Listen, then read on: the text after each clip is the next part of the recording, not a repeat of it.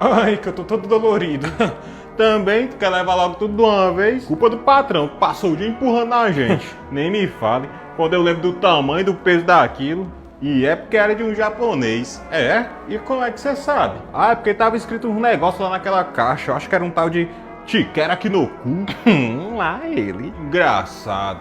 Depois de carregar aquelas caixas, ele não deixou nem a gente ver o que é que tinha dentro.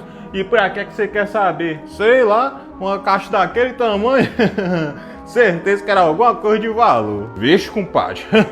Você sabe o que é que acontece com quem tenta surrupiar o patrão. Fala baixo, sou. Eu só queria dar uma espiadinha pra saber o que foi que ele ganhou de tão especial. Sei.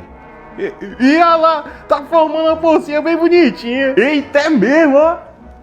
Mas o que é que esses dois energúmenos estão fazendo aqui no meio dos matos? Vem cá ver, patrão, tá parecendo uma piscininha. Espera, isso não é uma piscina, é a cabeça do meu capa. O que é um capa?